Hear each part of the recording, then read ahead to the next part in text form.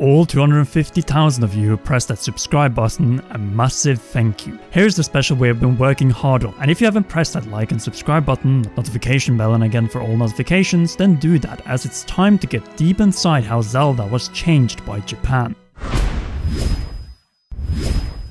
Hello everyone from Kyoto. Well, it was supposed to be Kyoto, but instead it is my home office. Luckily, I visited Kyoto and Tokyo last year, so we have the footage we need to present to you how Breath of the Wild was shaped by Japan and Studio Ghibli.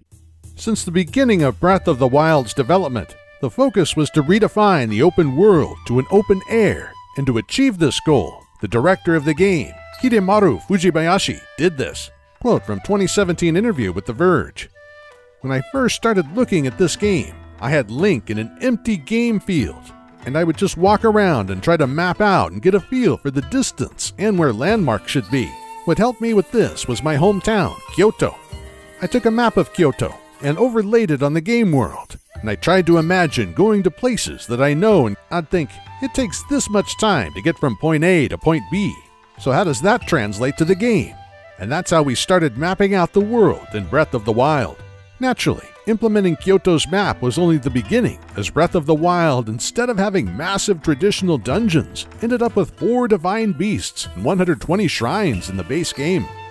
Interestingly enough, Kyoto, the home city of Nintendo, is known as the City of Temples and Shrines. Never prior in the Zelda series had these landmarks of Kyoto been implemented, but for Breath of the Wild, they would serve as the key inspiration for the open-air mini-dungeons. In fact, everything in Breath of the Wild that involves dungeons and indoor puzzles has something based on Japanese culture. For instance, the ancient Shika monks found in the shrines of Hyrule are pointed out by Odysseus2080 on Twitter to be based on a real-life Japanese equivalent. We hereby present to you the Shingon sect, monks in the Yamagata prefecture who back in the Edo period used to self-mummify by sticking to a diet consisting of nothing but nuts and seeds. Next, we have the Divine Beasts, which rotating design and mechanical components were closely tied to that of the Karakuri Automata puppets, which, by the way, series producer Eiji Aonuma has stated on numerous occasions to have been fascinated by. These puppet puzzles have in fact a rich history dating back to the Edo period, which was also famous for its clans and ninjas. Ninjas, in particular, were brought directly into Breath of the Wild through the Yiga clan and their battle stands. However, we have one last real-life Japanese inspiration found in Breath of the Wild to go over, namely Jomon. The Jomon period marked for Japan's prehistory, and pieces of ceramics dating back as far as 10,000 years BCE can be found preserved in Tokyo's National Museum. No doubt, Fujibayashi and the rest of the Zelda team took inspiration from Jomon when giving an origin point to the ancient Shika of Breath of the Wild. Their style of architecture and art from the early, mid, and late Jomon periods can be found in nearly all of Breath of the Wild's ancient Shika designs. The shrines, divine beasts, ancient Shika technology like the ancient furnaces, Robbie's machine, and guardians are all based on historic Jomon ceramics and designs. More specifically, the guardian stalkers, which are based on this particular Jomon jar, only turned upside down.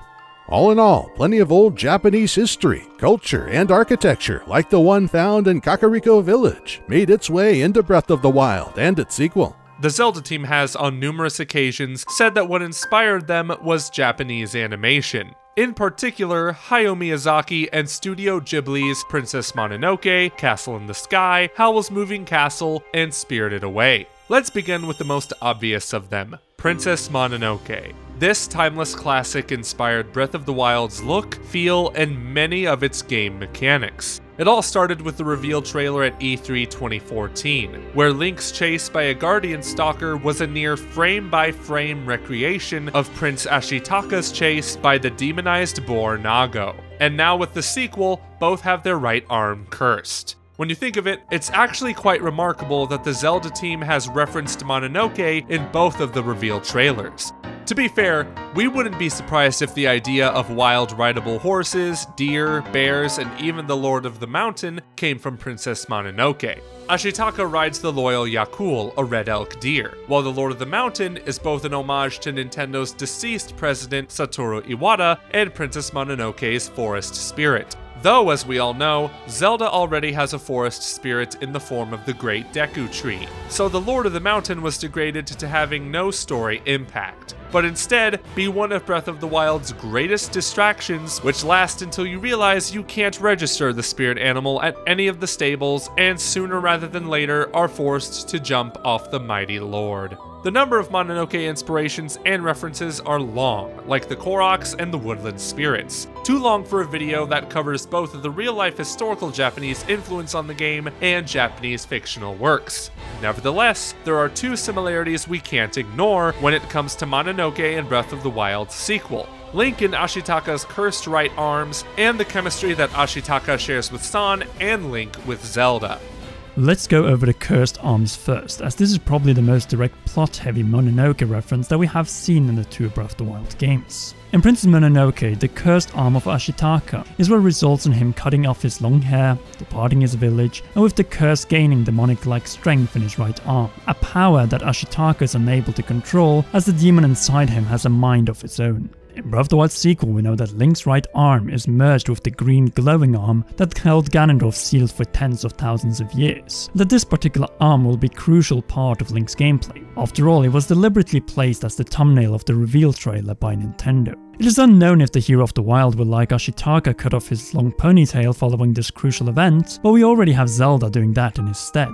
No doubt, the chemistry of Link and Zelda, just like Ashitaka and San in Princess Mononoke, are very similar. In both cases, the males are at first ignored and even disliked by the female, but after a heroic deed that saves the life of the other, we see a change in their hearts and a development where they learn to work together towards a common goal. In Breath of the Wild, we can only experience this growing relationship and character development through the 100-year-old memory flashbacks and cast tales. But in his sequel, the two will no doubt be involved in much more action and despair, much like what was the case with Ashitaka and San. No doubt, Mononoke was the greatest inspiration for Breath of the Wild and its sequel thematically, but as we pointed out, to fill out and give deeper meaning to the massive world and open air of Hyrule, they borrowed from Japan's rich history and culture and other Studio Ghibli movies and both Japanese and Western video games.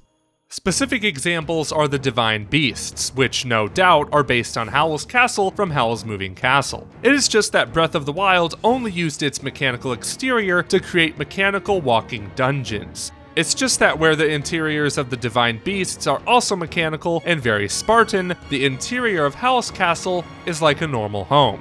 Funny enough, Howl's Moving Castle isn't actually a Japanese story, but rather a British one written by Diana Wynne Jones. Also, the magical Howl Might, as it was pointed out to us by Odysseus 2080, served as inspiration for Girahim, a clear sign that the Zelda team has been implementing elements from Studio Ghibli and Japanese history since Fujibayashi became the director of the 3D installments with 2011's Skyward Sword. Calamity Ganon's boss form and Spirited Away's No Face. Just look at these two, the similarity is uncanny. Last but not least, we have Laputa, Castle in the Sky. The floating castle of Laputa no doubt shaped the floating Hyrule Castle teased in the reveal of Breath of the Wild's sequel. It again was a scrapped idea meant for the original in the form of a floating mountain with Ganondorf that made its way into the sequel in the form of moving Hyrule Castle. Studio Ghibli and its heavy messages in regards to anti-war, environmentalism, the dangers of technology, and damage caused by fueling it are themes that are very heavy in Miyazaki's Studio Ghibli films.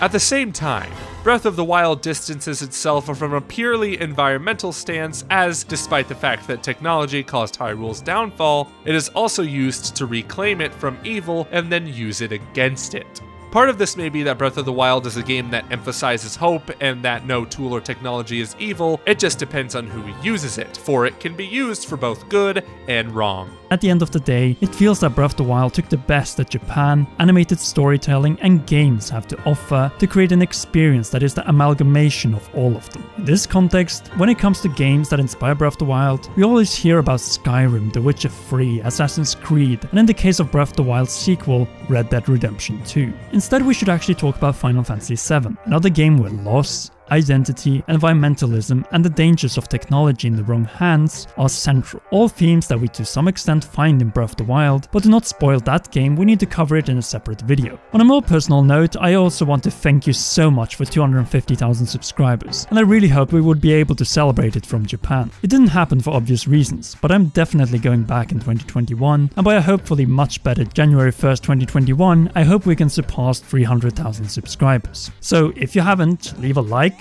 on this video, subscribe to the Commonwealth Realm, press that notification bell, and again for all notifications to not miss any of our upcoming videos just like this one. Finally, a big thanks to all our patrons who make our productions with Jason and this time with Joseph Ferris Wheel Pro possible. Head over to patreon.com/commonrealm to join them, or press that join button here on YouTube. That's all for now, but please enjoy one of these two awesome videos.